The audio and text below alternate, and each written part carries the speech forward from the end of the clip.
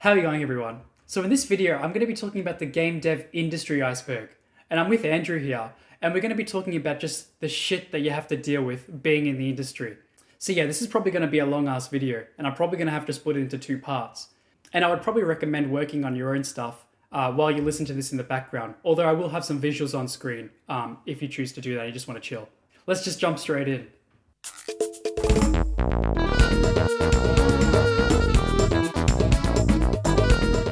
All right, point one, which is constant layoffs. Like, it's no secret to anyone now that people are losing their jobs left and right. Like, you see it on LinkedIn all the time. Like, for example, take Ubisoft, which has a studio in Sydney, Australia, right? These are the guys that are in charge of working on XDefiant. 300 employees gone. 300, right? Imagine your house, right? Filling up 300 people in your house. That's going to be one crowded fucking house. That's 300 people that are looking for jobs, right? And this is not just with them. There's other studios that it's happening to too. It's absolutely crazy.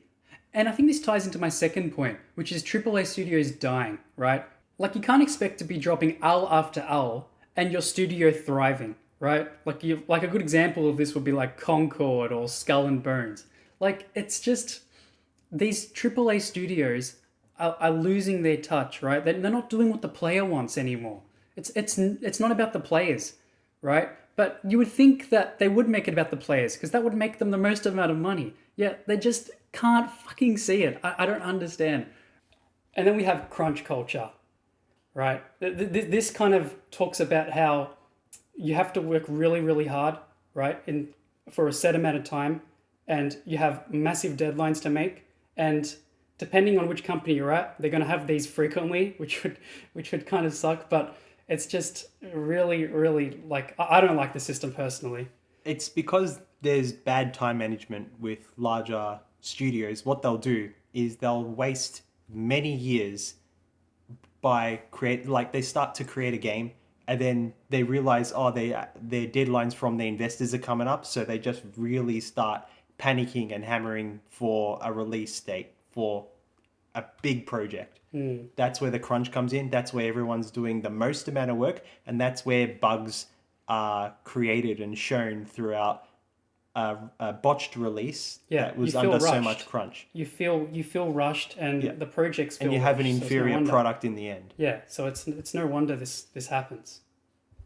All right, next we got cubicle offices. This is like when you're in your workplace and you just feel like you're in a sterile environment and everything is just blocky and you really feel like you're isolated. Typical like 90s Matrix movie / what's that other one?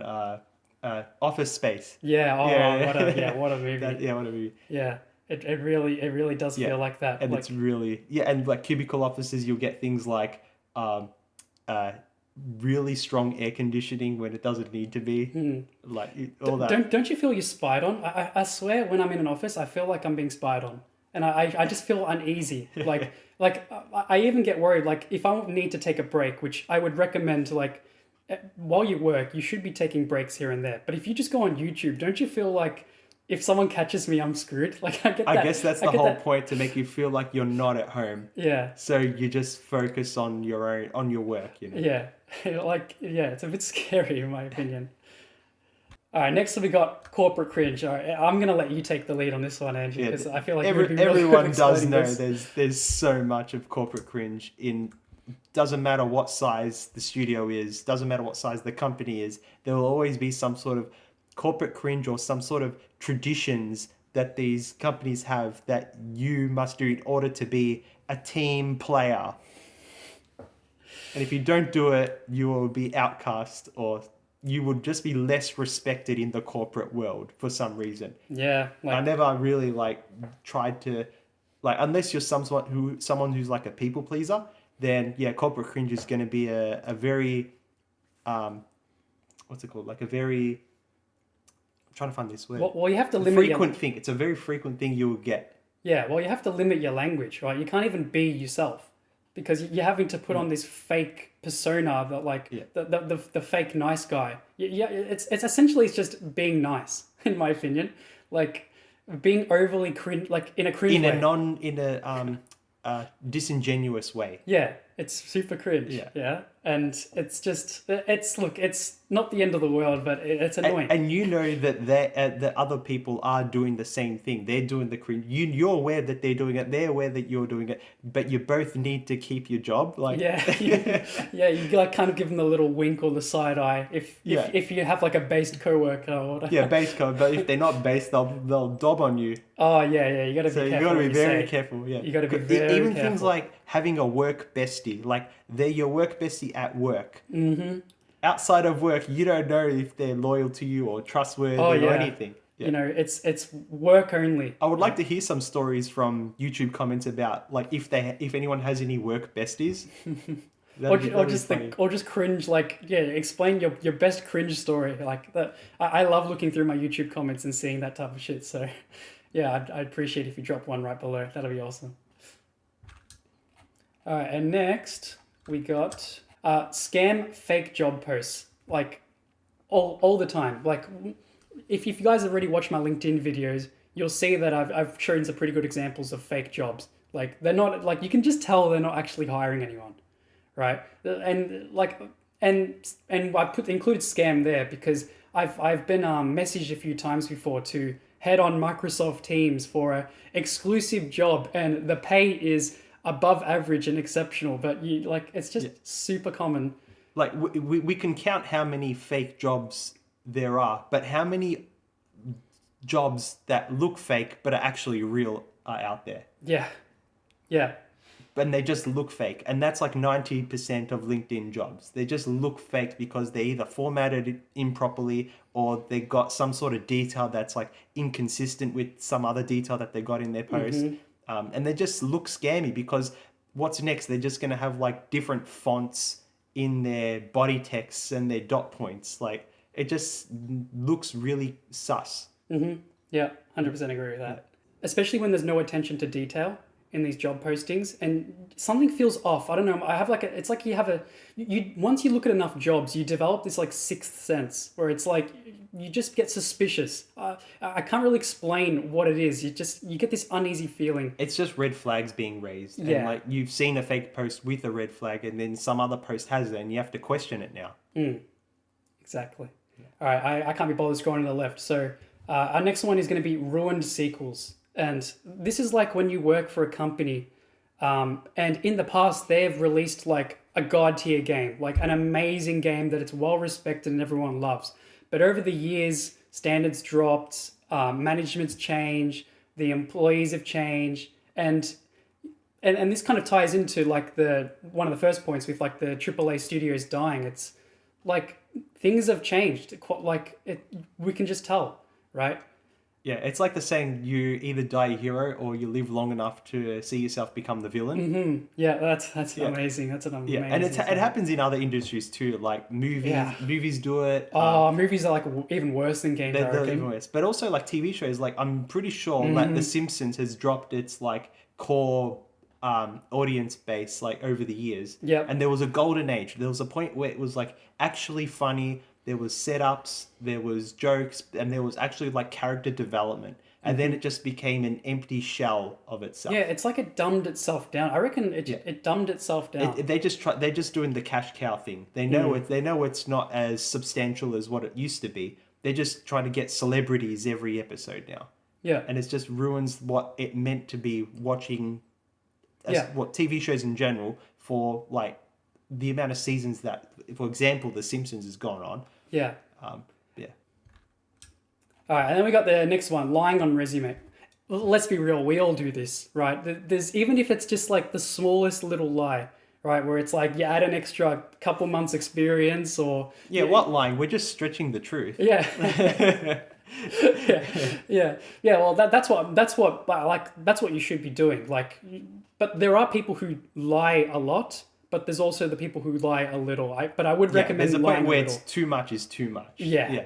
Just bring out the best in yourself when you talk about your resume or like you put on your resume. But obviously don't blatantly lie about something that you didn't do because your interviewer is going to catch you out on that. They'll ask you a question at something technical and you won't be able to answer it and it'll make you look bad. So obviously don't go too far with it. Yeah, exactly. And for the final point of this, I've got the DEI discrimination. Now, I'm only bringing up this point. I don't really like talking about this, but I'm only really bringing it up because when you look at a large amount of LinkedIn jobs, if you scroll to the very bottom, they have like a little paragraph that they'll say like, we don't discriminate against anyone, right? But then right under that, they'll say their preference for a specific group of people, right? They're discriminating. They're saying they don't discriminate, but they're actually discriminating. Yeah. If you didn't earn the position, literally DEI, if you didn't earn it, then yeah, you shouldn't be applying for jobs like that anyway. Because it's gonna bite you in the rear, like after you get the job. You're gonna if you're not up to the task, you're gonna have to do the work that you're not qualified for. Yeah. If you didn't earn it, you didn't earn it. But if you earned your way there through merit, through experience, that's a whole different story. You should have a fair shot at getting that job.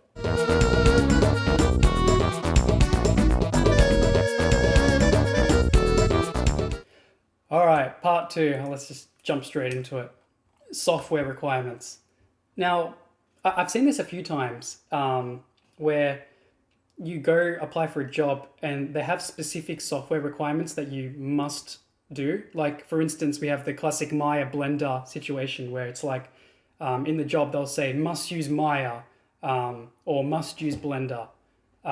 Right, and I know for a lot of film studios that it's a bit stronger, like on animation, to use Maya because that's more of an industry standard software.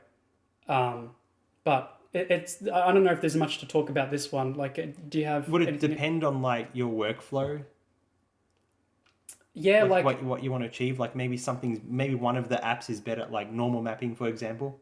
Yeah, it could be. I think it's more maybe because they already have someone that uses a specific program, maybe the art director, and they kind of want to be able to talk to you easier. So if you both use the same software, you can maybe work together a bit better. Yeah, it's probably like if you can't access or if you make some working files, maybe they want someone else who knows one of the like Blender or Maya to be able to, read those files and modify them easier. Yeah. Maybe that's why they in do case that. you leave, like they at least Yeah. they have it. Yeah. All right. This next one, huge studio egos. Oh my god, this is hilarious, right? So on LinkedIn, I'd say maybe like 50% of companies. The bigger the company, the more likely they are to do this, right? At the top of their post, right? They're gonna so stupid. At the top of their post, they're gonna write stuff like, we have 3,000 employees and we have over 2 million players worldwide. And it's a whole like 2 paragraphs of them like showing off. Like it basically sounds like this. Wow. Yeah, that's literally what it sounds like. Like they unzip their pants and put the balls right on the desk. Like that's how big their egos are. It's so annoying to look at because I want to just see what you're offering. I want to see if I can work this job, but you're wasting my time. I'm having to read this massive ass 2 paragraphs. Yeah, like if you're applying for a job, like you're already sold on like that you want to work there. Yeah. Like you wouldn't apply for a job if you didn't want to work there. They don't have to sell you on like who they are. They really just have to sell on what you're gonna do there. Yeah. Yeah. I might have to make a video on just like how to make the perfect LinkedIn post, like the structure and everything, because that's a good one. They haven't got it right at the moment. It's really, really bad. Like we need a change. But oh man, like even if I release it, who knows if they're gonna watch and listen? Probably not. Let's be real. But it would be nice, in my opinion. That's all they want to do. But all their egos can go on their actual websites. They don't need to have it on their LinkedIn job post. Especially, it's super annoying, especially if they have multiple posts. Like if it's by a big company with multiple jobs, you have to like skip it multiple times. And then everyone's got to scroll anyway to get to the points that's important. Yeah, and bonus points for the rocket emoji at the end, or like or like or a chart symbol going up, like their profit margin is going up. Yeah. Mm-hmm. All right. Next we got in-house software. So I'll let you explain this one, Andrew. Yeah. So this is more about like proprietary software that was designed and created by the studios themselves, and no one knows how to use it. It doesn't have the right kind of like design finesse that as you'd expect from like something that's been more battle tested. Yeah. And you're just gonna have to learn some piece of software that only the studio knows, and it probably doesn't even do as good of a job as an open source version of that. Yeah, it's just unfortunate for the employees, especially once they leave. It feels like a skill that it's never going to get used again. Well, that software skill is like non-transferable. Like you might have some sort of transferable skill within it somehow, like it probably uses spreadsheets or something. But yeah, that specific software, you can't really brag to another company that you know how to use, because they'll be like, who cares? Like, we got our own in-house software that you got to learn. Oh man.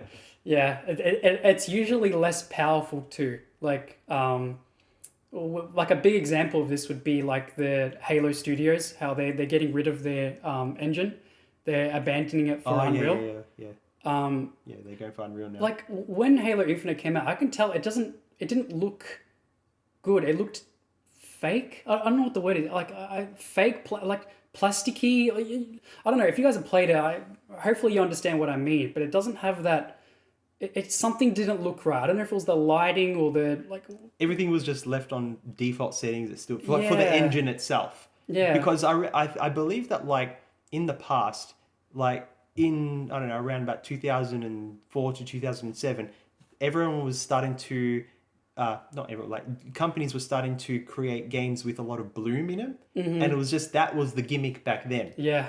And like especially like the first Gears of War, I know it was probably intentional, but the whole screen had like no threshold of bloom. It was like the whole screen just like was glowing. Yeah. And it was so desaturated. But other games also followed suit, especially on like early 360 titles. Yeah, especially like I think we played Gears 2 back when we had like a really shitty TV. Yeah, we had a CRT. So if you can imagine like the bloom effect mixed in with that, like, you know, it's pretty interesting. Yeah, right? But nowadays, I believe it's just like new game engines, but default lighting settings, or like slightly tweaked, obviously, but like still not unique enough. Like the first Halo, I remember seeing a meme about this where the first Halo was purposely done to make it look different to other games. It literally had purple tints. Yeah. And a lot of other games didn't have these subtle color changes or color grading that made it look unique. Yeah, and it looked beautiful. It was like when you look at it now, it looks simple, but it still looks beautiful. Like the original Halo. Not the redo. The redo was like technically the anniversary edition technically looks nice, but it doesn't have the spirit of the first. All right, moving on. We've got releasing unfinished games, and yeah, this is kind of like you could basically equate this to like quick deadlines, like they have a deadline that they need to meet, and it's too short for what they want to do, and so instead of actually delaying it and spending time to actually polish it up, they're releasing unfinished games, which makes the studio look bad. And when the studio looks bad, it's going to make the employees look bad. It's going to mean there's going to be more layoffs, or people are going to get in trouble more. Like it's pretty common. Like people know a lot about this. There's been plenty of good examples of this. Like classic case of Cyberpunk 2077. Yeah, I was just about to say Cyberpunk. Yeah. To be fair, they've fixed that, which commendation to you. Not on their release date. Yeah, like it should have never happened. Yeah. But at least they made the effort to, It's just a bad habit. Now people are going to expect games on releases. They're just going to be unfinished and and then day one patches. But then the day one patches like 200 gigs to download. Yep. It's the money grab culture. Maybe I should have wrote that down too. But it's like they want to finish they want to finish the game as quick as they can so they can work on the next game, the sequel. And then once the sequel comes out, you're expected to drop the previous game and migrate to the sequel, and you have to pay, hundreds of dollars depending on the game. I guess it might be cheaper, but I think that culture has kind of one of the reasons why we're getting so many unfinished released games. Anything to add, Andrew? All right, perfect. All right, we're going to move to feeling alone. Um, this is why I started this channel and my Discord server. I like, at least I had Andrew to talk to about this stuff, so I had a brother. But I know for a lot of you out there, you feel alone. You don't really feel like you have anyone to talk to, especially if you're in university. It's hard to find people who kind of have the same values as you.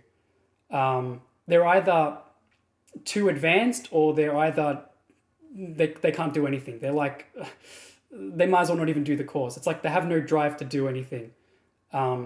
It's really hard to find that balance. And then also you got to take into effect like it's hard to like make friends. You got to connect not just on like your values and what you want to do in the industry. You got to connect on like do you actually like the person that you're talking to? And I know for a lot of people that once they graduate high school and move to college, they've lost their main friends. Like they still probably can communicate with them. They've probably got open channels with them, but they're not going to understand your struggles, Yeah. especially if they're successful. I think it's more about having someone to be able to bounce ideas off. Mm-hmm. You don't have to necessarily be friends with them or anything like that, but if you're alone, then yeah, you got to figure out stuff on your own. You'll be making a lot of mistakes, but everyone makes mistakes. Everyone makes probably good things as well. Mm-hmm. But yeah, someone to bounce ideas off kind of helps mitigate those mistakes. Yeah, like again, I'm really happy that you guys are joining the Discord and just interacting with the community on YouTube as well. Like Yeah. this is what I want. I don't want people to feel alone. Yeah, like I guess that's Yeah, it. just sharing tips and tricks and things that you're making. Yeah, like even finding people to collaborate with. I think that's a big thing. People want to collaborate, but it's really hard to find those people. Mm-hmm. Yeah. All right, next we got the AI threat. So this is going to depend on what you're doing for work. So there's certainly a lot more fear in the 2D art community right now with the like DALL-E and what was the other one? Like ChatGPT and ChatGPT can do it as well. like But there's for prompts and stuff. yeah, there's a main one. I forgot what it is. Whatever, I can just edit it in. But yeah, it's certainly a bigger problem for them. But it's starting to develop for 3D art too. Like we've seen some mid kind of websites for them, but who knows in like 3 to 10 years, maybe it's going to get to the point where it's going to start really replacing at least the junior positions, like the less skilled workers. Yeah, And- it's definitely, well, AI as a threat, the way I see it is like it's going to be a bit of a double-edged sword. It'll be a threat, but it'll also be a good tool if you know how to use it properly. Yeah, of course. You can use it as a secondary input to help you create the content that you need to get there. Yeah, most of us already use it. And to save time. Yeah. Yeah, most of us already use it. I use it like, if I want to do something easy with code and Andrew's busy, like I can, if it's something simple, then even I can type that into ChatGPT and It'll try. it'll try and it'll get there with a bit of Yeah. maneuvering, but it's not something that we had. Yeah. And you just use it as a starting point. Like you'll Yeah. get a piece of code and you'll be like, oh, I know what I need to do from here. Yeah. Yeah. Like, so like I made a video, like a specific video on this, and I was explaining that I feel like it's a threat to everyone. It's not just a threat to, like, a lot of artists feel like it's just them. It's not. It's a threat to really every job, not just the games industry itself. Like, it's a threat to things like sales, like, and stuff. Like, if we can do holograms, right, and they behave exactly like humans, and I don't know how we could figure out touch. We might not need touch, but if it's able to like do facial expressions and sell you something, then what's going to happen to that industry? That's just one example. There's plenty of other. There's like food. Like, can robots make you food? Like, what if Macca's just gets replaced with? We call McDonald's Macca's, by the way, in Australia. But if like that can just like we could have robots doing all the work, and then what if like people aren't going to be able to work at fast food or just food in general? Like, Yeah. I got no idea what the future of AI is going to look like, but it's definitely just going to be a build up of like good and bad.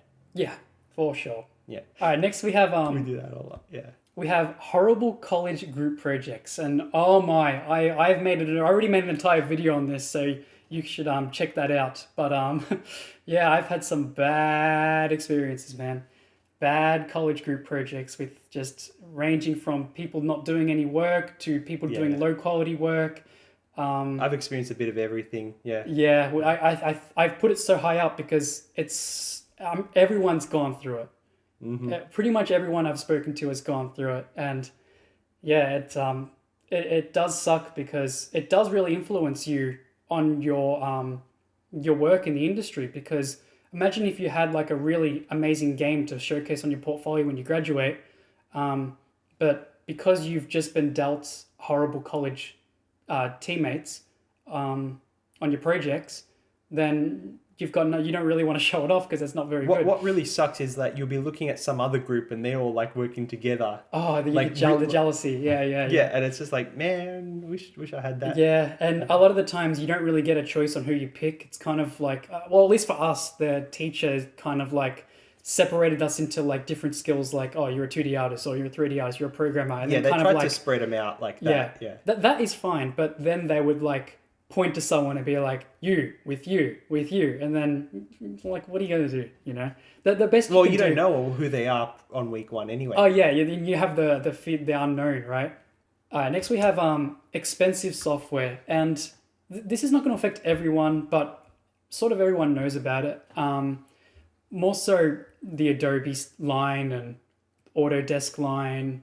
A lot of industry standard stuff like require subscription-based fees in order to use their services. And it'd be expensive. And you become so reliant on it because it's free when you're in uni. Because they have the universities have deals. Lucky for me, I actually have free access to everything because like I'm sort of still connected with universities. But I know a lot of people, they lose that once they graduate, and yeah, it's really expensive. And but I've got a further point down below which is going to blow your minds. It might even be in part 2, but I'm going to expand more on certain softwares doing some sort of shady stuff. But yeah, moving on, we have excessive job requirements. And yes, this is another thing with LinkedIn. So after you scroll down from all that ego crap, like I said before, you'll then have your qualifications requirement lists. And sometimes this can be 15 to 20 points long. Of like what they expect from you, but they also like not very specific points. Yeah, or they can be they can be very vague. Sometimes they can be over specific. Over specific, but still vague in a way. Yeah. And it can be pretty bad. Like some of them can be like, you know, stuff like must be able to like obvious stuff like must be able to model this and stuff you expect. But then you've got some ones that are like just super common sense, like good communicator. Like, yeah, of course you got to be a good communicator. Like, you know, like there'll be like 10 that are like that, and you just have to like quickly go, I know. Yeah, like your rolling eyes moment. Yeah, it's a rolling eyes sigh moment, because it's just a waste of time. But I don't know why they include it. It's like the person who writes it they must think they're like, it makes them feel smart. I don't know. Like it doesn't really do anything. It doesn't like, what benefit does it do just making your stuff just it's not like they say things like, we want someone who isn't good at communicating. But it's like it's just implicit in the job posting that you need to have some sort of interpersonal skills. Yeah. And I want to perform your job correctly. And I want to add another thing. Once you scroll below that, a lot of the times they write stuff like nice to haves, and that list might be anywhere from like 3 points to like, again, 15 to 20. But I kind of get the impression that those are requirements as well. They say they're nice to haves, but they really deep down want that too. Yeah. Well, you know what I mean? Mm-hmm. Yeah. Like if you happen to meet all the like their core requirements and then like the nice to haves, then it's almost like a good, much better chance you'll be getting the job. Mm-hmm. But yeah, again, it's like you can't tell me it's optional when it's like not. Sometimes they aren't. Yeah, you can just optional. tell with the It's way like they're they word required. it. Yeah. The way they word Yeah. it, it's like you can just tell. It's the sixth sense that I mentioned before. The sus sense, the spidey sense that just goes off. Yep. But yeah, it's crazy. All right, and next we got low job security. Like, yeah, it's no secret that today's modern jobs, you're just not at the same company for as long. Like, it's not like back in our parents' and our grandparents' time where you might work at one place and you might be there for 20 to 30 years. Like, you really will be there for a long time. Nowadays, everything is, I feel, is very short contract based work, like 6 months. But then again, in the past, there weren't computer related jobs. Yeah. Right. But it's just the state of the economy as well that's giving us low job security. If no country was in debt and each country had like a lot of money, like in surplus basically, there would be employment opportunities galore. Yeah. Yeah. Everyone would have the funding that they want, the projects that they need. Everyone would the large companies would be in their best interest creating like high quality products. Yeah. And there wouldn't need to be like a constant like contract based work. Yeah. It makes employees feel less safe and more likely to actually proactively leave ahead of time as well, because they feel like, well, I have a feeling the game's not very good. The studio's probably going to close. I'm probably going to lose my job. Times aren't what they were. Yeah, there's a lot of like inward reflection on like do you really want to stay in your current job, or do you take the chance and either work on your own products or look for another job basically. People have to think about that these days, whereas in the past it wasn't that much of a problem. You could leave one job and then go across the road and start working there the next day. Yeah. Like back in a long time ago. Yeah. Well, it's not necessarily true these days. But even recently, like you go back to 2008 or slightly before and slightly after, from what people or like seniors have told me, they didn't have to really worry about this too much. That's just from what I've heard. They like the job security might not have been as good as like what we explained before with our parents and grandparents, but it certainly wasn't. It would have been way further down the list if we went back to that time, for sure. But people have realized, and it's expected.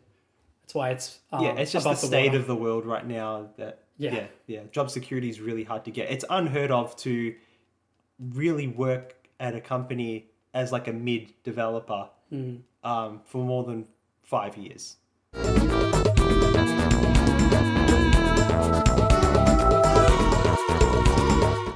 Lack of jobs. And it's unfortunate that I put it below the water because I feel like it's a realization people don't they don't make this realization until it's too late.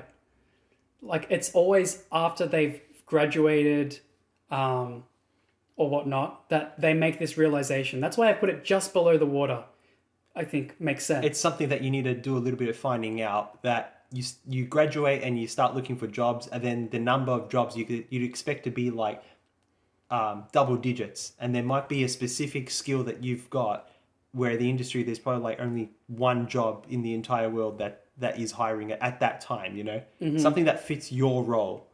Well, do you remember school telling you go on look at the industry before you start your degree? I don't have any recollection of that. It's the education system that's at fault, or a lack of knowledge from people who know their stuff. Like it's Yeah,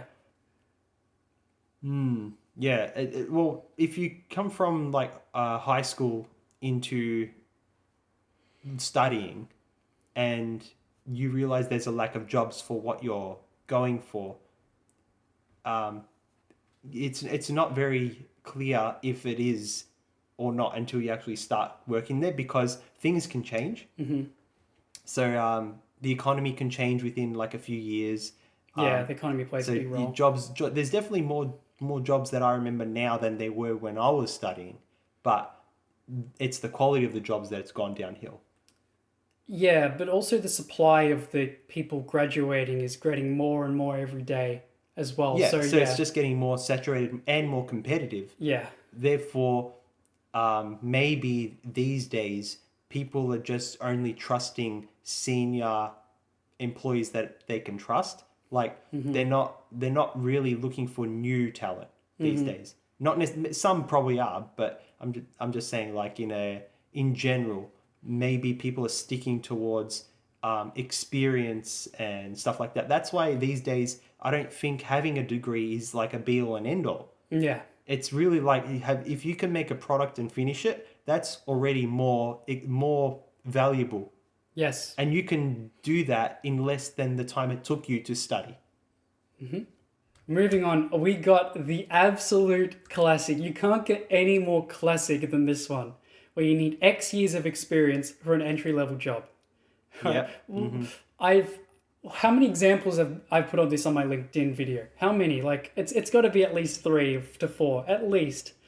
It pretty much gets mentioned every video, just how prominent it is. But it's only prominent to you guys, because a lot of people that haven't watched my channel and haven't looked at LinkedIn don't know about this. We're only just starting to kind of unravel. I feel like this is something that as my channel grows and grows, it's going to slowly move up and up. I honestly don't think many people knew about this until like they either looked themselves or I brought it up in a video of mine. I just don't like the terminology for entry-level job when it's clearly should be some other word. Yeah. I'm fine with them saying, like, if it's entry level and it says you need a degree, like, I can let that slide. Like, that's okay, because they obviously want you to be like have that sort of experience. But when they say stuff like need 2 to 3 years of industry experience, but it's for an entry level job. Yeah, especially when they say things like you need to have shipped games, X amount of games as well. Like each game would have taken at least 1 year. Yep. Probably to do, like for AAA, at least. Yep. I don't think there's any AAA games that took less than a year. Yeah. Well, yeah, like I put a specific example of an entry level job that required 1 shipped AAA project. It was just funny. Like, it's the absolute most classic thing you're going to see on LinkedIn. Next we got limited networking. And this is an issue I'm pretty sure you would have as well, Andrew, but I faced this in uni. I didn't meet anyone. Who have I can't think of a single person I've met, right, in the course of my study that actually had some sort of position of power in the industry or like that, like had some value.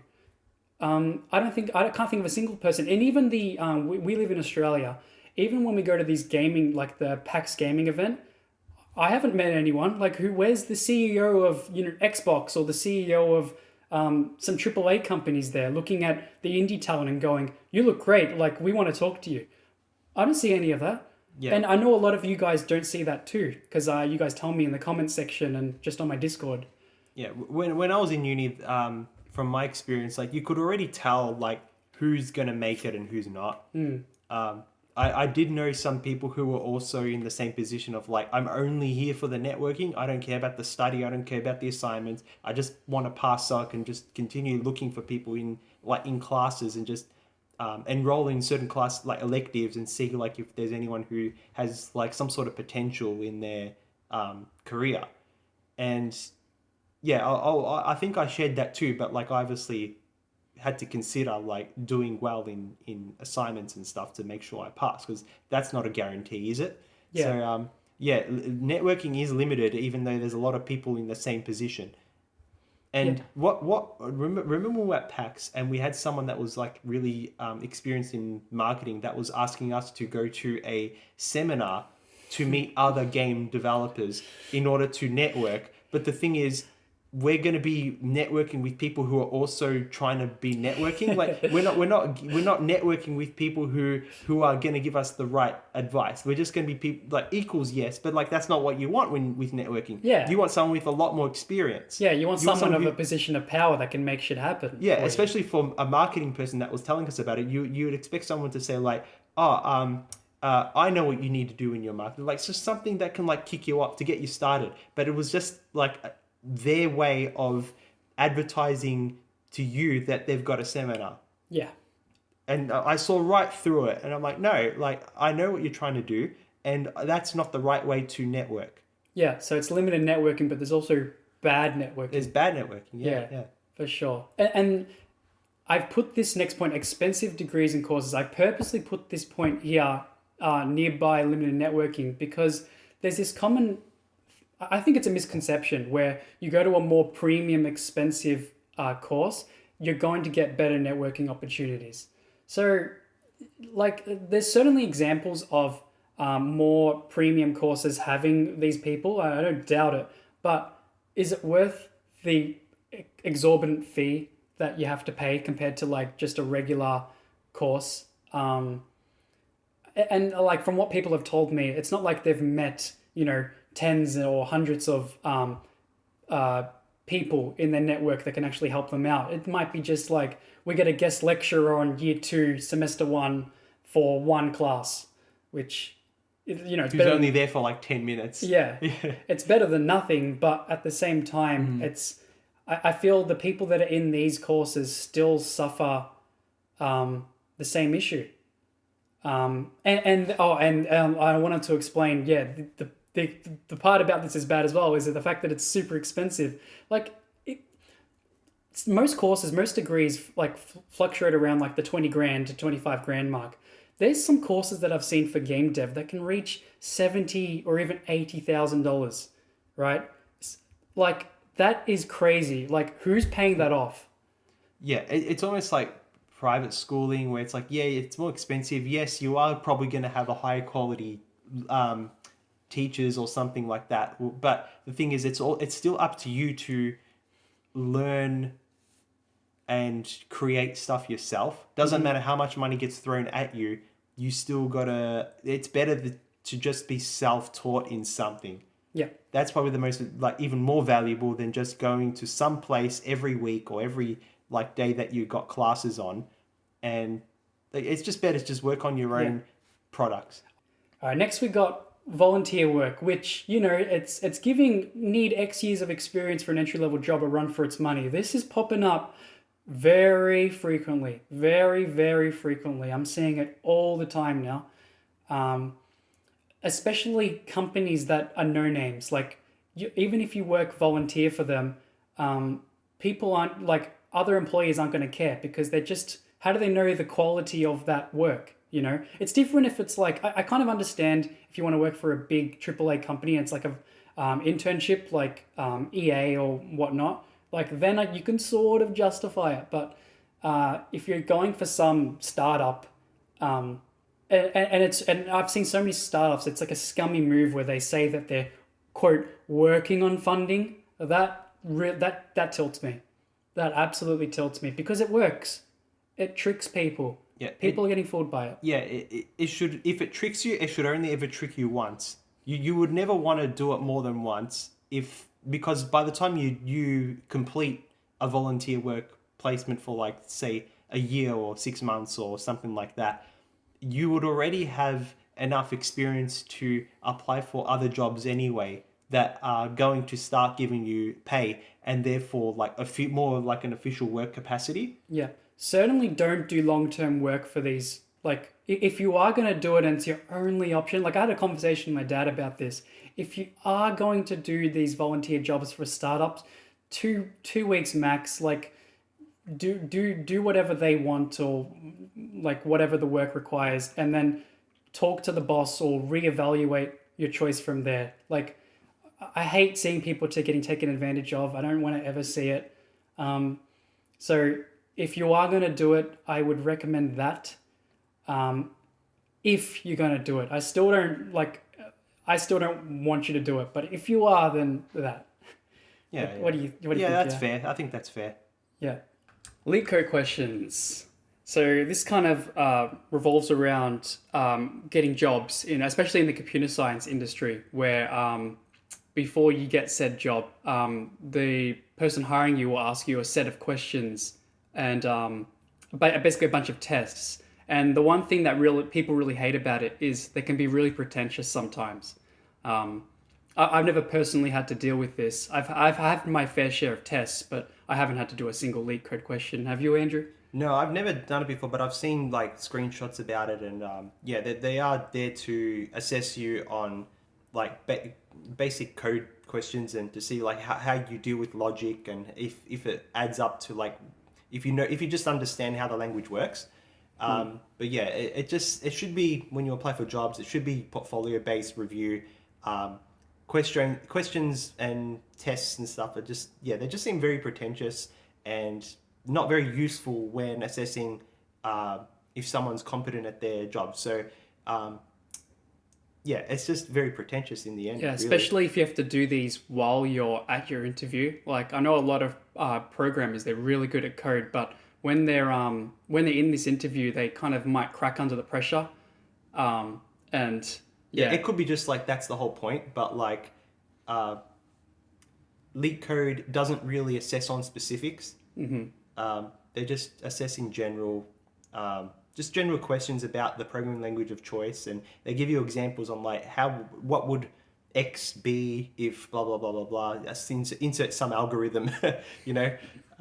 But yeah, it shouldn't be like, imagine doing this almost every time you go for a job. Like it just gets really dry and repetitive.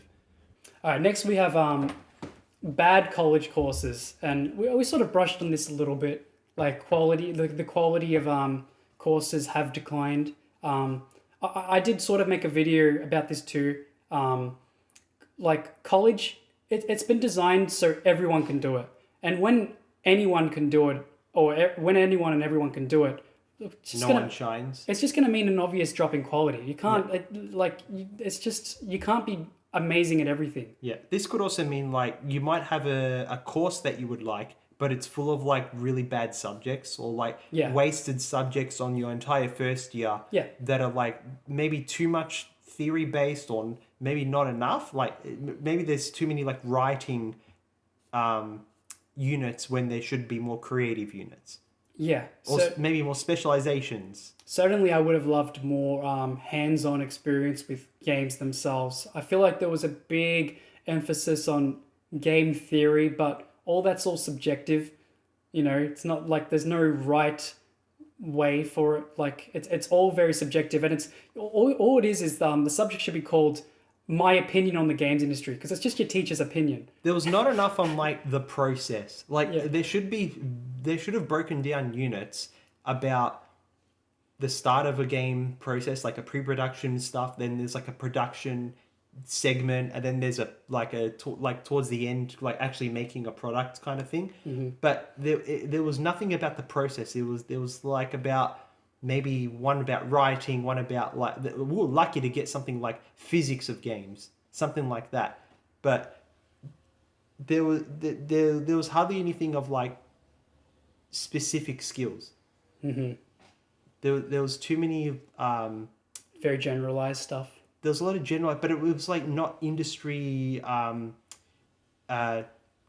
applicable, relevant stuff. Literally. Like I went through my entire course, and mobile games were becoming big.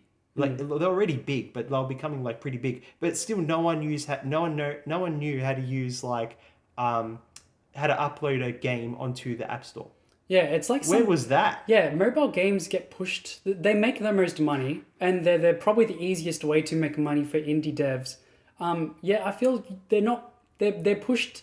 They're not even pushed by the university. I feel like it's something you learn after you finish. Yeah, and that shouldn't have been the case. That should have been you had to have learned at some point in your course. Yeah, I feel like they're all training you to be like AAA ready. But as a grunt. Yeah, you're not going to get, like the chances of you landing a AAA job are so low. So they're training you to for the wrong thing in a way. But yeah, it is all subjective. Some people are going to have good experiences. Some people are going to have bad experiences. But I've got it on this list because I feel there's a consensus in my comments that they've had some bad experiences. But that could just be cherry picking. College courses can be improved. Mm-hmm. And I'm sure of that. Yeah, we need a new. It's the leadership that needs a shake up. That's what's the course designs need to be updated to like what it currently is, and preparing for potential future kind of trajectories as well. Yeah. All right, next one. Inconsistent pay rates. Have you ever been paid $20 an hour, then $35 an hour, then $50 an hour, and then back to $20 an hour? Each job the pay ranges are so different, and I've experienced this myself. It's it's hard to kind of have a standard rate unless you have like your own business, but it's just really inconsistent how much you're going to be getting paid, and the hours too. This includes like how many hours you work. Sometimes you like a lot of the time people can work full time, and then other weeks they'll be part time, and it's like it all depends on how much money the your employees got, and it's really inconsistent. It's dependent on budgets and Yeah. stuff like that. Yeah. And yeah, it's below the water because yeah, you don't know about this until like you go for jobs. It's not something that's frequently talked about that often, and it is annoying. Like it does make the difference from whether or not you get to enjoy some of life's pleasures or not. Yeah. Yeah, it's just more complicated than it needs to be. Yeah. I have to say. There's no standardized, like, it's not like we don't have a union. It's not anymore a measure of like how good you are anymore. Yeah. And it's not even a measure of like your raw responsibilities. Yeah. It's just that what they can afford, what you can negotiate with them, and that's And how much it. competition there is. Yeah. Like, if they, yeah. Yeah, it's unfortunate, but it's a reality. That's just the industry as it is. Like that is also like a factor of the low job security / the economy. The state of the economy is kind of causing that to happen. Yeah. All right. Next, we got unpaid tests. So this is when you applying for a job and you pass the initial resume check and you pass maybe the first interviews, and we've seen examples where you have to go through 3 interviews, like one after another with like the hiring person, and then it's like the CEO, and then it's like the team you're working with, and then this is extremely weird for like art jobs, but you have a portfolio, right? That should be good enough, but a lot of these jobs require unpaid tests, and it's not just art related, like only art related too. There's like they do this for programming and other fields, but it's really annoying. Sometimes the tasks they give you can take weeks to complete, and it's like that's free labor. I'm not getting paid for that. Yeah, unpaid tests are disgusting because it's something that you can't even use. That's because it's not going to be a finished product anyway. And secondly, I believe like most of the time they take anything that you create for them, like they get to own it. Yeah, like through their intellectual property. I wonder, once you send it, do they own it? But I don't know. You didn't sign a contract. I don't know. I think you do like have to like they might get you to sign it. press click agreement, like Yep. they do an agreement thing, and then you get the briefing of the test, Yep. and they give you like a expected time it would take to complete it. But it's really weird. Like they'll make you want to create a complete prototype with AI enemies and stuff like that, but they'll give you like 2 days to do it. But like you still got to create your own camera system, your own like that they tell you like do not use any third party tools. Like that's how they're going to measure you on your skill, right? Yeah. And you're not learning when you're doing It's things their that stuff. quickly. Well, You're doing what they want. So yeah, is but it good? but you're Yeah. not going to do something for 2 days and learn something.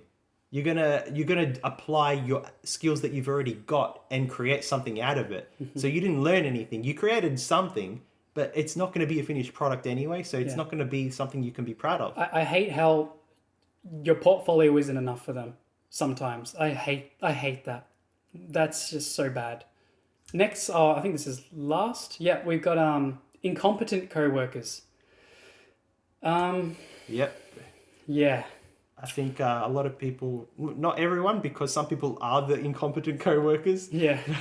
But I'm sure people have experienced co-workers who either they've been there too long and they just don't have the skills anymore, or maybe they're just not supposed to be there. Yeah, they're not the person that hired them didn't hire the best person for the job, and yeah, maybe they're just lazy. It could be laziness, but yeah, and it stings extra hard if they're in a position of power over you, like if they're getting paid more, or if they are more well respected, like treated better, even though they're less skilled than you, that's when it can sting. It depends if like they're the ones with the networking, you know, because we were talking about networking before. So yeah, they're the ones who are like less competent than you. They probably didn't have to go through any unpaid tests. They probably have like a consistent pay rate by going from one job to another being incompetent, right? And definitely not volunteering for that, because why would they be there in the first place? Yeah. I can't really think, like, I don't have any experience with myself. I'm kind of going off what other people have told me. There's some stories in my comments. Have you ever experienced incompetent? Yeah, you have. Without going into detail, without going into detail, we had someone who lost their MacBook that was owned by the company, the expensive MacBook at the time, because they went to a party and left it in a shed and forgot it. And everyone was asking like, "Oh, where's your get your MacBook out? We gotta like do some like I don't know, put in some meetings and like fill out some stuff." And they had to explain that they don't have the computer. It's funny how they don't proactively bring it up ahead of time. Of course not. They last like quite a little bit, and then they got caught out, and then I'm pretty sure they got let go. Yeah. I mean, in the end, it serves them right for being incompetent. Like, if I was in that position and I was incompetent, like, I wouldn't be surprised if I got like kicked out straight away, fired, pretty much, you know. All right, and that's the end of section 3.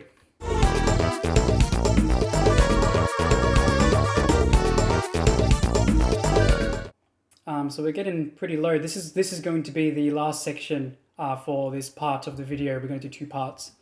So let's jump straight in. So we got scapegoat blaming, and this is something that you thought of, Andrew. So I'll let you kind of define what that is. Yeah. So scapegoat blaming is when you have, it's kind of related to releasing unfinished games. So if you have an unfinished game, it gets released and people don't like it, like it does really bad in the market, what the company would do, they'll just blame a specific group of people that they would have prepared to be blamed for, so that way the company doesn't look bad. Yeah. And then the company gets to do it again in the next few years for their next game and the next game, and they just use it as like, we just had like we had high turnover because we were trying to get the best people for the job, or that's just one example. But there's always there's always a reason to that companies justify their broken and unfinished games. Mm-hmm. And there's always a scapegoat.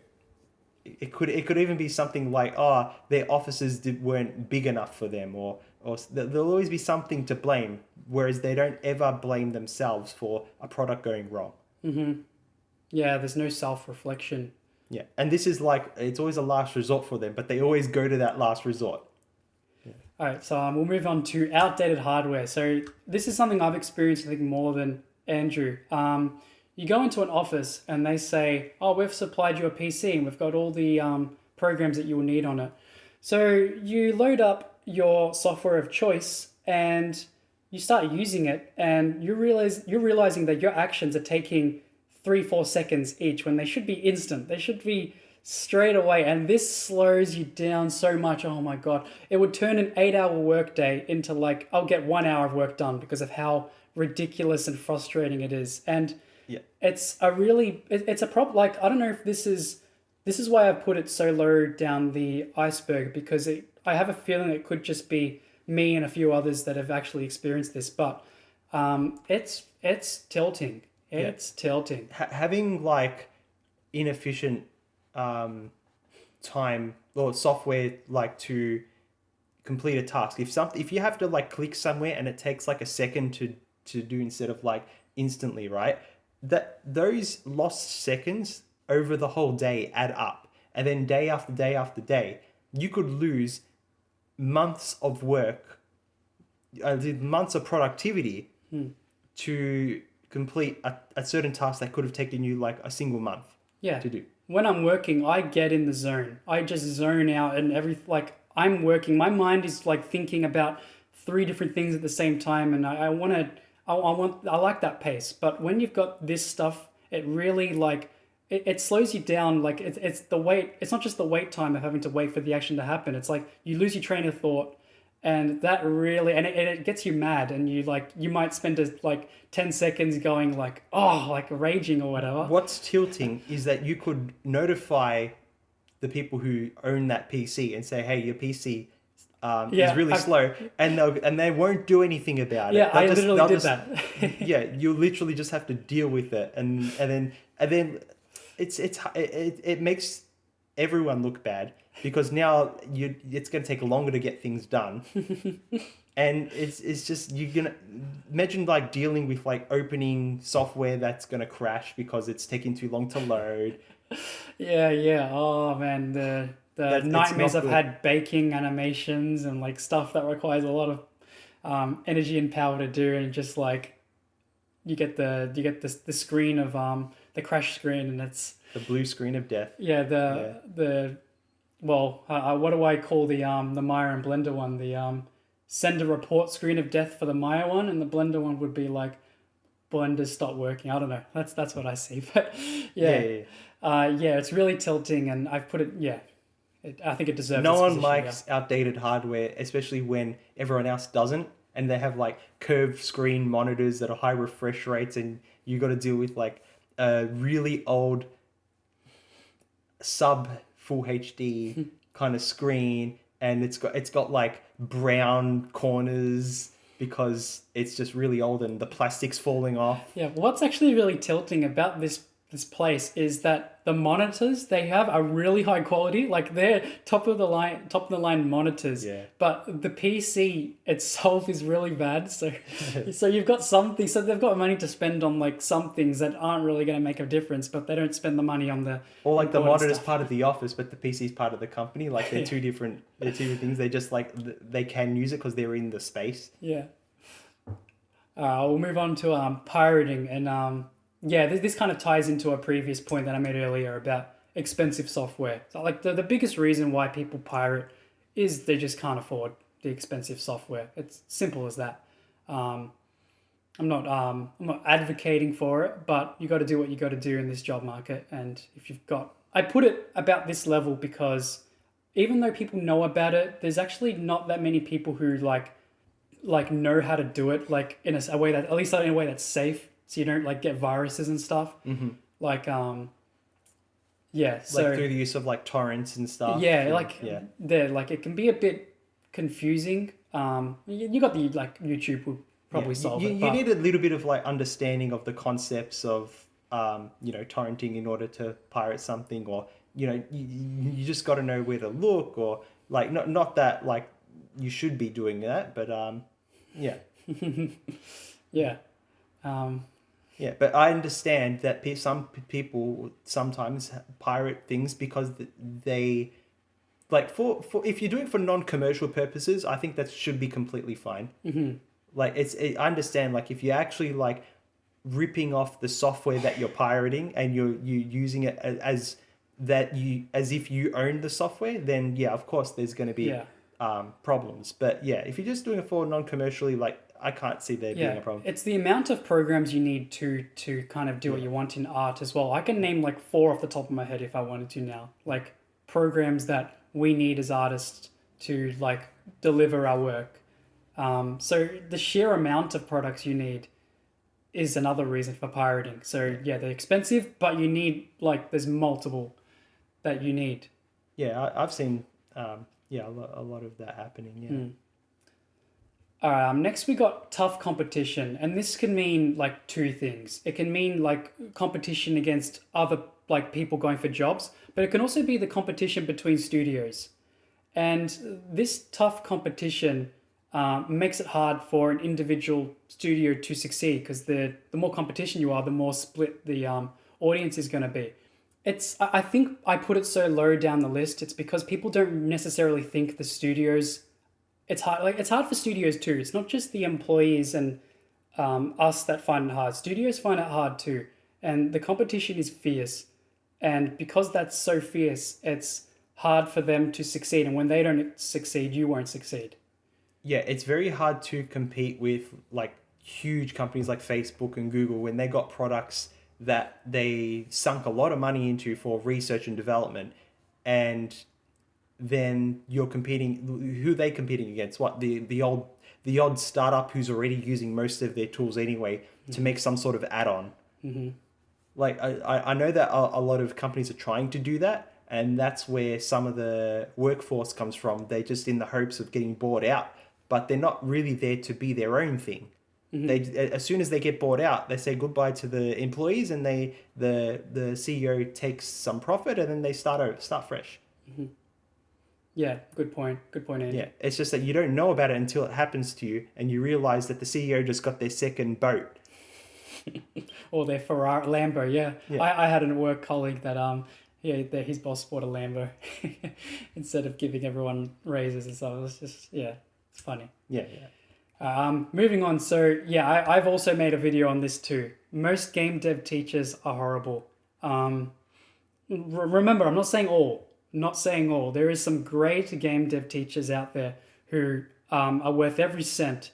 Their knowledge is worth every cent and every second of your time. They're good to keep in contact with. But in general, they've lost their touch. There's a lot of forgettable game dev teachers. Yeah, they don't like.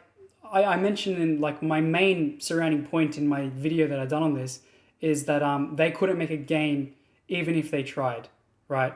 Like you tell them, make me a game right now. You have a week. You can make it. Doesn't have to be a super in-depth game. Just participate in a game jam. Yeah. I think they'll struggle. Yeah, they couldn't. They wouldn't be able to do anything. Like, yeah.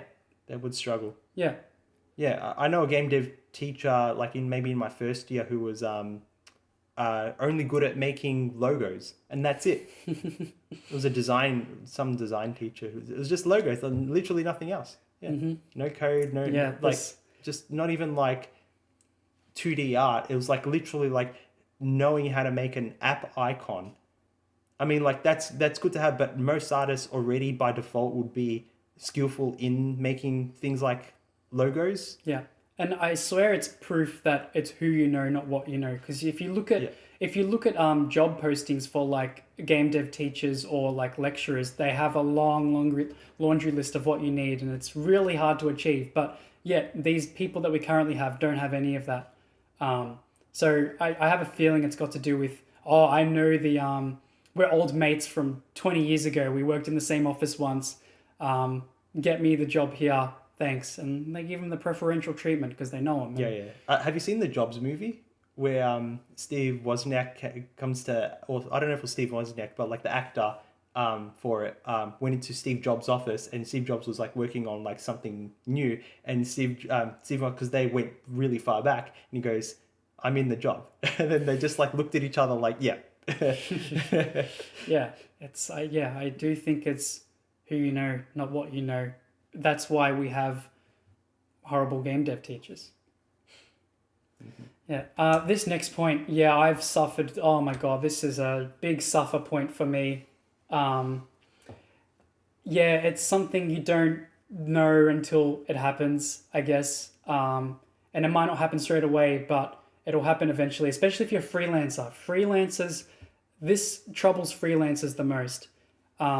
Where the client gives you a brief, you complete said brief, the client requests changes, and you might be okay with that. Like if they send one change request and it's something that doesn't take too much time, you might just throw it on because you want future work with them. You want to put a good word. But it's then when you send that revision, they come back saying, hey, can you do this and this and this as well? And then you send them that work, that revision, and then the cycle repeats and repeats. And it can even get to the point where the client just turns out not to be happy with it at all and gets you to scrap it and start with something new. And they try to justify it as if like it's not their fault, and it's like that's not what they initially wanted, even though it was. Yeah, it's bad when they're just using you for that. Yeah. Yeah. Yeah, because you're turning like, especially if you're getting paid per job, not per the hour. If it was per the hour, you probably wouldn't mind. But if it's per job, either way, that just makes things less efficient. They should just upfront tell you exactly what they want. And I know that a lot of the time they would try to just make it so that they get different variations, so that way they can use different, all the times that you submitted, they've got like submission 1 looked like this, submission 2 looked like this, but they don't tell you upfront that's what they want. If they did that upfront, you could budget for that. Yeah, you can account Yeah. for it, and yeah, it'll be just you'll have a much better experience. But no, they want it's people think they can get you for free.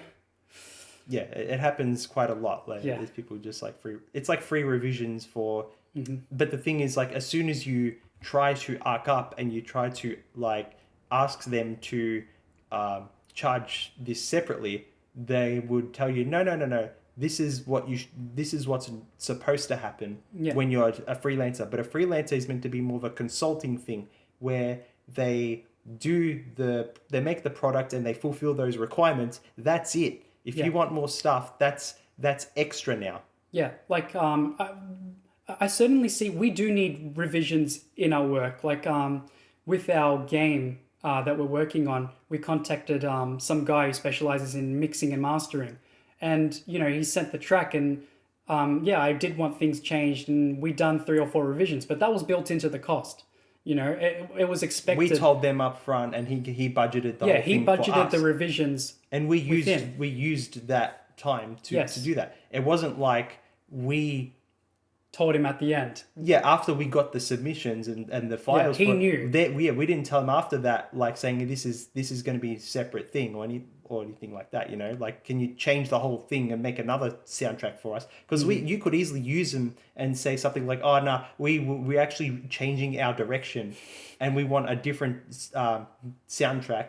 That's completely different, and then he'll have to scrap all his work, and we can just easily justify saying, yeah, but that's not the direction we wanted. Yeah, it's super scummy Yeah. if you were to do that. But Yeah, yeah, but we wouldn't do that. no, Yeah. no way, No. no way. No, it's not fair.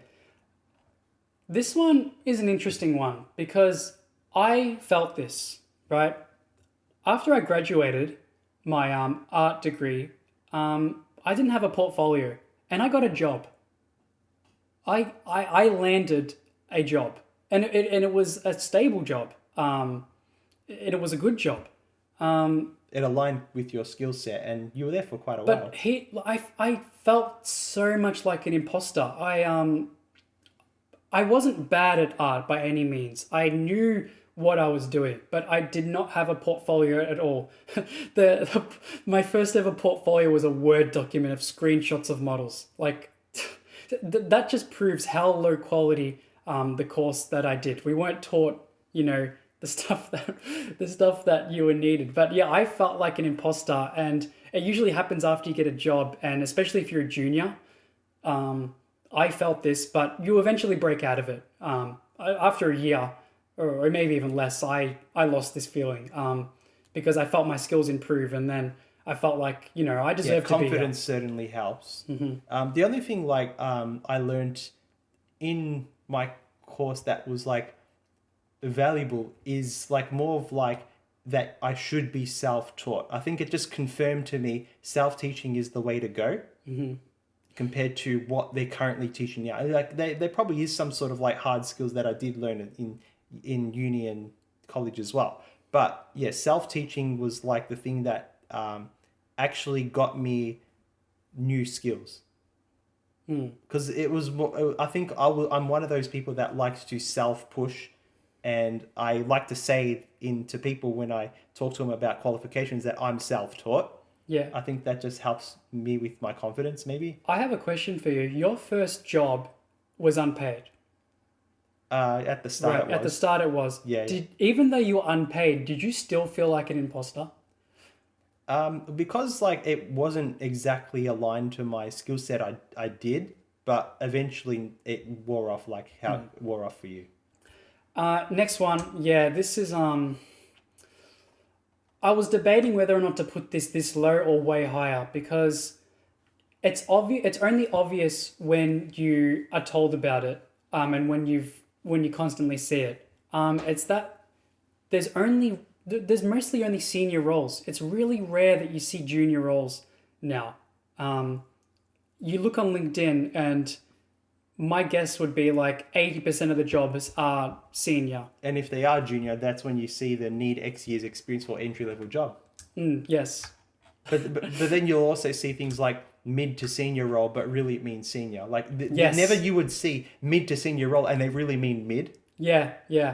Like we saw that with the gearbox example with the if you haven't watched the video, please watch the latest LinkedIn video. Please, it's a yeah. fun watch. But yeah, we're in spoiler. But yeah, it's just I'd say 80% of positions are senior only, and it's sad because if juniors give up, right, who's going to take the senior positions in the future?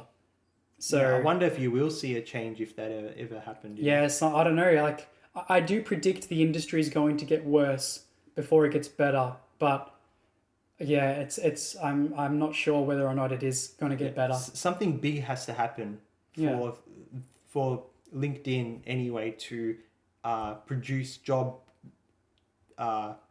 postings more accurately. Yeah, I wish there was some sort of like moderation that goes on. Like they look like you can report that type of thing where they claim it's entry level, but it's not, and you can report it, and Like then they community force to notes. change it. Yeah, community notes They would be should good. community notes. Like they have that on X where it's like users added context. It would be nice if there was like a little box where it's like users added context on LinkedIn, and then it can really save you But some what time. can be good is like if users add context and then the job posting gets updated to reflect it accurately, and maybe there can be reward for that for the company that actually did that, and that way it can give them like, I don't know, LinkedIn Premium for an extra month. If they do something like that. Or give the reporter the reward, actually, I would say. Both. Like the Because job then you posting could just becomes more farm. accurate. Then you could, like, companies can just make the mistake on purpose and farm it. Yeah. There has to be a way to prevent farming. So I don't know how that would. Yeah. But yeah, you're right. But yeah, That has to be measured as like an honest mistake. That would be a nice feature. So moving on, we have this. This is a tough pill to swallow. Majority of people won't ever work in the industry, and what I mean by this is the majority of people who graduate and study this field never are going to get an industry job. They're going to be forced to move into something else or just be unemployed. It's a really tough pill to swallow. They'll have to go into another field of work or just stay in their part-time day job, and it's going to suck because it's going to be a huge waste of time. They're going to be in debt as well. Yeah, I remember I met this senior person. He was a senior in the industry, and he made the remark that he actually told everyone, the group of us, look to the person to your left, look to the person to your right. None of you are probably getting a job. And it was the most sad thing I've ever heard, but it was true. It hit hard. It hit really hard, and it was a wake-up call, wasn't it? Yeah, big wake-up call. Like I've definitely confirmed it now. It's really sad, and there's a lot of those people who aren't working in the industry. A lot of them aren't self-pushing. Like they're not making their own projects. They're not doing what it takes to get ahead or like be relevant anyway. So like that's already majority, but there are a certain amount of people who are still trying and they're not getting those kinds of jobs. Mm-hmm. Yeah. So that's the bit I feel sorry for. Not for the people who are actually shouldn't be there in the first place. It's people that have been trying and they've been doing everything they possibly can and then they give up. They just, because I know there's been lost talent, especially with some 2D artists that I know, and they're really good at character art and they're doing a part-time job, and I'm like, man, I would hire you if I had enough. If I had my own startup, I would hire them. Yeah, if part 2 isn't out, but when it does come out, I go into we're gonna talk about that a bit more in part 2. There's a point that I make that's interesting. Ooh. So yeah. All right, second to last point. Out of touch bosses. Yeah, so this I guess has some similarity to the game dev teachers are horrible. This is when the person who pays your money and runs the business has zero clue on the job and like zero clue on how to be successful in the industry. Like I'll let you explain, Andrew, like examples if you have any, but it's Well, something relevant I thought of was like VLDL, Viva La Dirt League, is doing a skit based on exactly this, an out of touch boss who's just like, they don't even know that they're assigned to meetings and they'll just come in saying, what's the meeting about? And everyone's just like, yeah, what's the meeting about? You're the one who created the meeting for us. But they'll just talk about their product and they'll look happy, but in reality, their company might be hemorrhaging money in the back end. Yeah, and they're clearly out of touch. They might have been good in the past, but like if they don't practice their skills, they just like their skills wane, and like they might have been in touch at the start, but now they're out of touch, and they make some pretty bad financial decisions, which affects your employment. You know, even just development decisions. Yeah. Like they'll do something where it takes the product in the wrong direction, and then they'll be like, oh, why did this happen? And then the developers who warned them were saying, well, that's because this happened, and you know, then there's no recourse, because what are you going to do? Blame the CEO for the problems? Like, it just doesn't work that way. Everyone just loses their jobs, and that's it. Mm-hmm. For sure. All right, so for the last point, oh man, this is I hate this. It's happened to me once, like a big time one. Lost count. You've lost count. Yeah, I've lost count. Like I'm trying to like justify. Like there was one that was really bad, so but there was a few others that were minor. This is so bad. Oh man. It's pretty self-explanatory. You know, you meet up with a client, you agree on terms, you do said work for them, and then they just ghost you without, like, they block you and they just never contact you again after you've done the work. I've learned my lesson from this. If I am going to do freelance work from client, I make sure we use email, and I get them to, like, I send my invoice, and we do some contract stuff. Like, that way it just guarantees that I get paid for my job, because nothing's worse than doing work that you don't care for, and then not getting paid for it. This could also apply to, like, applying for jobs. You apply for it, you do the interviews, and you don't even hear, like, if you because you don't hear from them, you think like, oh, you didn't get the job. But there's sometimes they don't even tell you that. Yeah. Never mind. This has happened 100 times then. Yeah. Yeah. Hundreds of jobs. Like ghosting also. Yeah. Just ghosting. In hundreds general, of jobs just been like. Yeah. Have you ever had that feeling like, did I get the job? Did I not get the job? I mustn't have got the job. And then you check it and the whole job's gone, like off LinkedIn. It would have been nice to just, like, even if you do like a test, like a code test or something, like what you got wrong in the test or what they were actually looking for. I know you can probably contact them, but it's like now it's like they should just give you a quick email to literally say, you didn't get the job, we got someone else because they had way more experience than you, and your code was blah blah blah blah blah. I was just about to bring you that could up. at least learn from it. You could at least use that for your next opportunity, and actually, like, make sure you sharpen up in that area of your code that you might have been lacking. How effed up is it that it feels good to get rejected over being ghosted? Like, in some ways you feel a sense of peace. Yeah. You feel a sense closure. of peace. A closure. Yeah. You're done with it. You can delete the email and move on. It shouldn't feel good, but due to the situation, it feels good. Just due to the conditions. Yeah. Relatively speaking. Yeah, relatively speaking. Yeah, that is that's hilarious. But I think that wraps up part 1. 5 sections to go. So keep in mind there's I would love you guys to write stuff in the comments about how you feel about these. Keep in mind that if stuff's missing, I might mention it in part 2. So be on the lookout for part 2. But help the algorithm out. Leave comments, like the video, sub if you haven't, and share it. You know, share it. If you have a buddy that's studying in this industry, show him this. Like, this is going to help him. Our job here is to educate and help you guys to, like, raise awareness, educate. Raise awareness. Yeah, like we've been screwed before with a lot of these. And we don't want that happening to you. And if it has already happened to you, and this welcome to the club. Yeah, welcome to the club. This can resonate with you. you got that value to watching it. So cheers all. Thank you. See you soon. See ya.